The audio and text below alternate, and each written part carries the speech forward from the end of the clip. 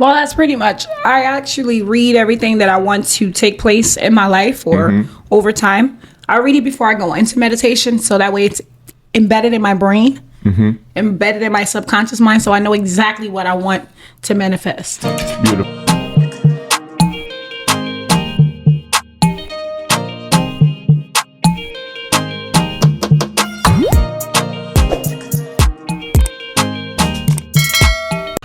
Once again, guys, welcome back to the Pre-Foreclosure Dope podcast, where we talk everything pre-foreclosure and real estate. And this week, we're going to talk about routines. We're going to talk about the type of things we do on a daily basis, and just basically how we get with day set up, even from the day before, how we put all of the data together, how we kind of map out what is it that we're doing and where is it that we're going. How about you? In regards to what we have the kids and what we have the kids doing, how about you? How you see everything moving? Well, I'm super excited about how everything is working, how everything is going. I definitely see it being very effective and, taking us far into the future. Yeah, for me, I just try to make a business out of it. What is it that I'm doing? So, as you know, we have 5 kids together, and married couple. I would just try to make a business out of it. Now, we have all those 5 kids on board doing stuff, because the best way how me feel like you can move forward and when everybody inside of the household are moving in one direction. What Absolutely. do you think about that? Absolutely, I agree. I feel like that's the best way to get anything to work together is by we all moving in one accord. Yeah, and then we add Shiko Nevia also to the bunch. Papa Boom, him over here, him is a big part of the media team. Him and Joel, them are the one who catch all of the footage together. Them are the one who show the podcast, edit the podcast, and do all of these wonderful setup that you see. So, as you can tell, we have the entire family moving in a one direction. Ja'ara just get added to the team. What you have to say about that? Oh, I am super excited. I couldn't wait to get her on board. I knew eventually she would join the team. It did take some time, took a year, but I'm glad. I'm super, super excited that she actually joined the team. That is our oldest daughter. Yeah. So so with Ja'ara now, what I'm gonna do with Ja'ara is that I'm gonna get the text blasting platform for kind of control. So, cause I'm in a 8 different market, guys. I mean, my only door knock inside of Georgia, but for the most part, I'm in a 8 different markets. So, I want Ja'ara monitor the text, cause that is a full-time job. You know how texting work. How effective is texting these pre-foreclosure almost? Super effective. It's nonstop. It's literally nonstop. Your phone is constantly getting text messages and calls. So that's definitely something that needs to be monitored. Yeah, guys, I try to pull at least one deal out of each market per month, and then I try to make sure the minimum wholesale fee, if I go wholesale it at 20K, and if I go flip it, I go make sure I make at least $10,000 per month flipping it. So if I go keep the property for 5 months before I kind of have a turnaround, I need $50,000 at the end of the flip. So that's how I do my numbers, guys. But how the morning routine work, how it look for you, and how the entire planning process what 5-year goals and what we are trying to achieve. How it look to you? Well, it looks very promising. If we could stay on the same routine for at least a year, obviously we'll catch the routine before the year, but I feel like if we stay consistent and stay on the routine for at least a year, it's going to go far. Yeah, I agree. I mean, routine will build habit. So as long as you dial in a nice routine and you keep that routine steady, over a long period of time, those are the little small things that actually lead up to your success. Now, walk me through a morning at AM. You get up inside of the morning, walk me through what does that look like. Guys, if you hear kids inside of the background, because I'm a daughter, them don't even pay attention to it. We know the home I show the podcast, as you know. So walk me through a morning from you get up inside of the morning and how you incorporate real estate and how many hours outside of your 24 hour you allocate to real estate with what is it that you do. I feel like I allocate all my hours, if I'm being honest. All my hours is actually allocated, all 24. Yeah, because when you become an entrepreneur and you try to have business, it's not no 8 hours no more. And your whole entire 24 hours, if you ask me, you allocate to it, because this is how take your future and make it look a little bit brighter. This is how create generational wealth. So of course, time have to be invested inside that. But like I say again, how your day go from the time you wake up till the time you go down, and how you kind of separate it. So basically, we start at 5 a.m. Very early morning. Very. early morning. Yeah, 5 a.m. in the morning, and the first 2 hours outside of the morning, to me, are mental practice, meaning you take care of your mental health. What we typically do inside of the first 2 hours when we wake up inside of the morning. So we generally meditate, we read, and we journal. Go throughout our day. We actually studying right now a book called Think and Grow Rich by Napoleon Hill, where we all are, seated together reading the book and going over in detail exactly what the book is stating. Yeah. Now, a lot of the times we get book and we read books, and of course people just read through the book, but for me, I pick apart the book whenever I read it, like read chapter by chapter, and then have the kids them go through it. For kind of get them understanding and them perspective of the book, so we can make sure so we're all up on one accord. Because a mentor once told me that everybody inside of the house supposed to think the same way and move inside of the same way in order to achieve the goal. And even through your meditation class, them share somewhat the same philosophy, right? Absolutely. In order for things to grow, especially when you're in a household, it's better if it all works together as a team. Because as you all know, there is strength in numbers. No, absolutely. So for me, we get up 5 o'clock inside of the morning. The first part of the morning we'll meditate. As we get up, we start to meditate. Now, meditation for me is when you visualize a goal. You kind of prepare your day mentally ahead of time. Everything what you have to do, you kind of go back over it visually, and then just how you want your day to turn out. During my meditation, think about your goals, how your meditation work. Well, that's pretty much. I actually read everything that I want to take place in my life or over time. I read it before I go into meditation, so that way it's embedded in my brain, embedded in my subconscious mind, so I know exactly what I want to manifest. Beautiful. Then from there now, mother did come downstairs. For me, I get up a cup of coffee in the morning time. As I said, the first 2 hours for me, it goes strictly mental. I come down, that's when I start to read. So I meditate first, I come down, we start to read Think and Grow Rich. I read only one book inside of the morning time. And as I said, dissect each one of the chapter them with me, Joel, Pop. You come down 6 o'clock inside of the morning. Jaira, we just have a round table talk. How interesting you find that? Oh, I absolutely love it. And it's very, how do I say this? I love the fact how we have our children reading through the book and actually understanding, comprehending what it is that we are reading. Yeah. It makes me feel good to see that they're actually taking away something from it. Yeah, because it's a mindset. I mean, for me, success is 95% mindset and 5% strategy. So for me, as long as I get them the right way, I do the right thing in the right motion, I form the right habit, it's only a matter of time before these habits take root and then it start to become automatic action. And that is what we are working on now. Sometimes we really miss. And you know what I mean? Because at least resistance, we might do the easier things then, but practicing it every day, eventually it'll take root. Now, from there, we try to head to the gym. After we're done prayer, we pray inside of the car. How it work?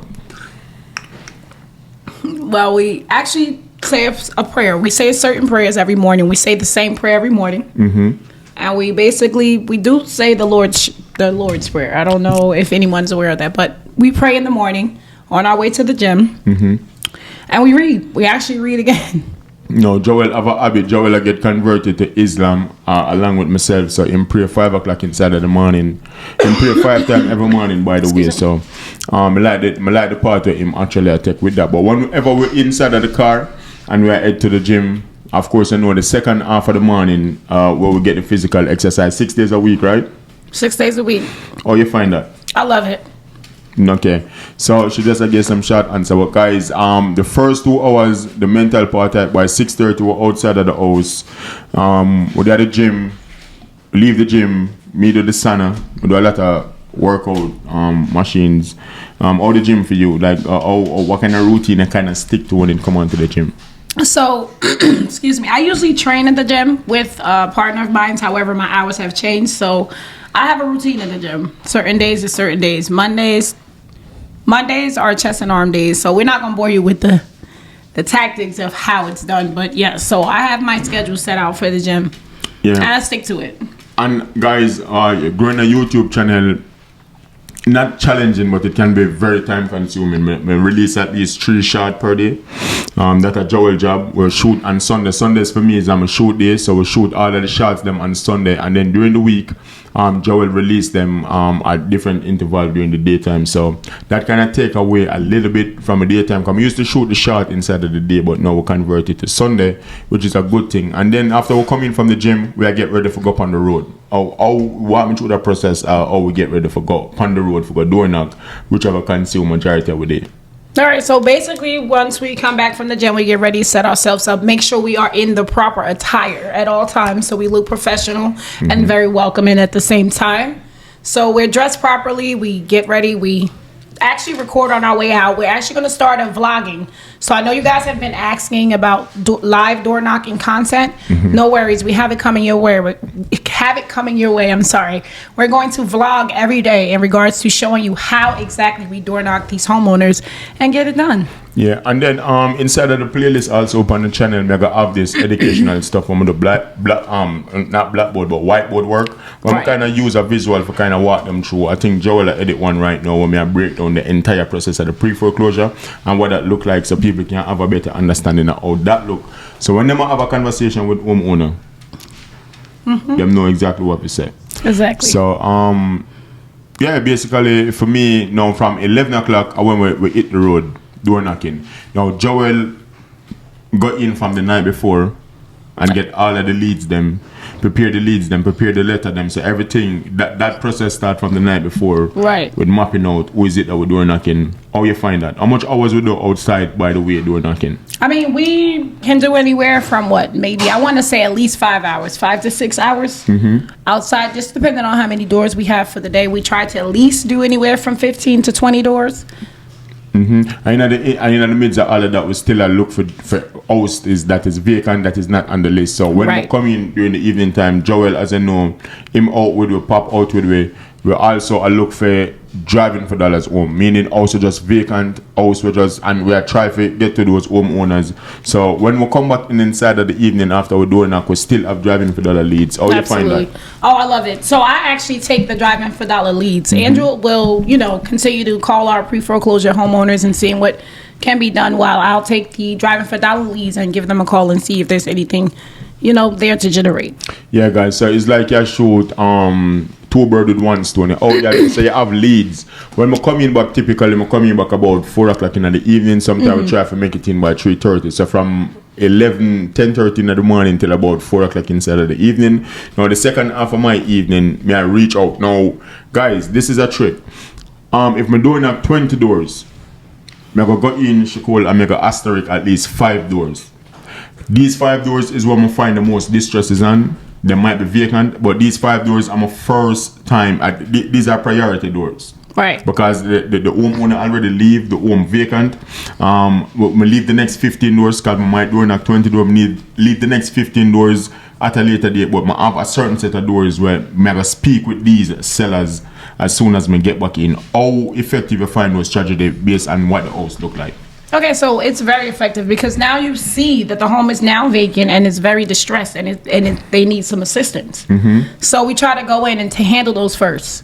We don't leave the others out. We just kind of handle those first so we can get to them first. So we'll be, for early bird get the worm.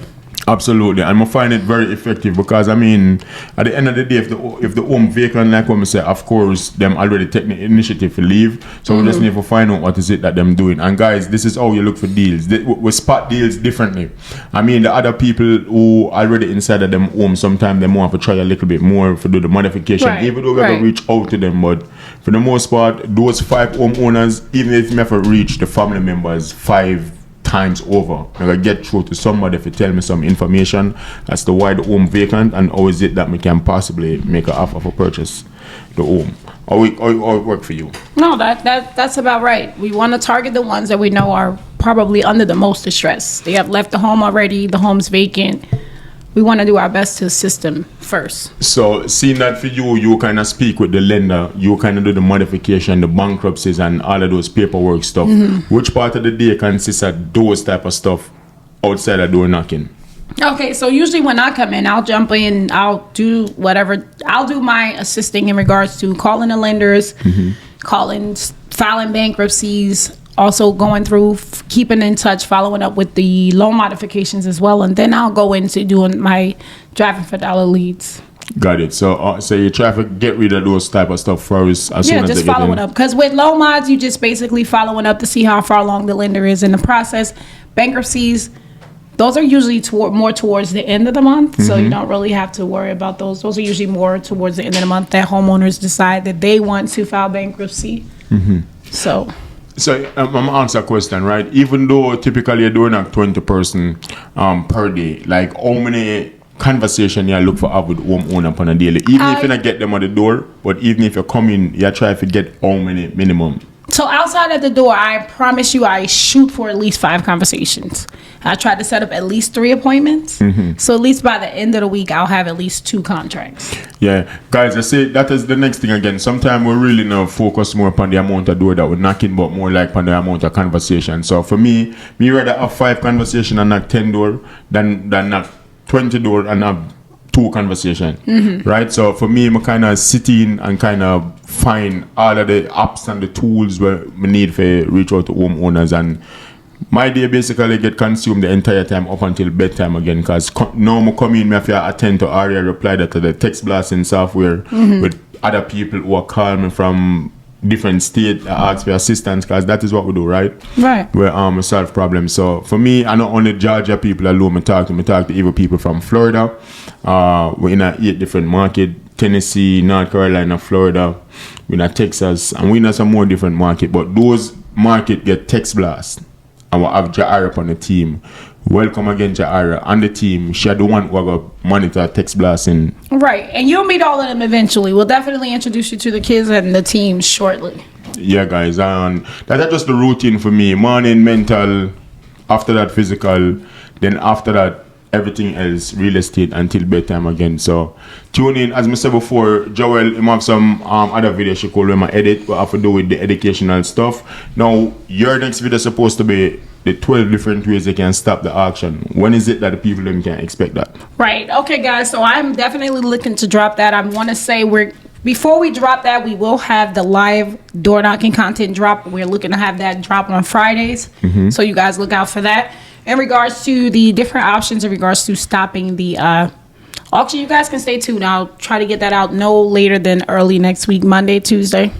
Okay. And as we said, we have one where come, I just do it, so Joel edited, I'm gonna drop it. It's a pre-foreclosure process, so we can teach them so them can know. But guys, real quick before I bore you guys, I'm not going to bore you to death, but if you guys are looking to tune into any mindset, because it all starts with mindset before we can even get to real estate, check out my YouTube channel. It's called Shakol's World. We'll drop the link below, so that way you're able to start to build up the confidence and change your mindset and change your thinking in regards to even getting into real estate, because it actually starts with your mindset. Yeah, your belief have to change completely. You have to be a completely different person for attract something else there, right? The result we have right now in our life is based on the result of who you is. So in order to get something different, you have to become somebody different, and that to your mindset. So guys, again, the next episode we talk about some more stuff. We'll just do the podcast as the podcast come along. So we actually have, we're going to show you guys how to get all of our leads, how to get leads, not our leads, I'm sorry. We're going to show you guys how to get leads and how to stay more consistent in regards to door knocking. Yeah, or find cash buyers and just about everything. Just about everything. Don't worry, you'll learn as much as you most possibly can, and hopefully you have fun along the way. Yeah, so guys, we're out. Boom, boom, boom. Howdy! If you're Jamaican, you know the rest.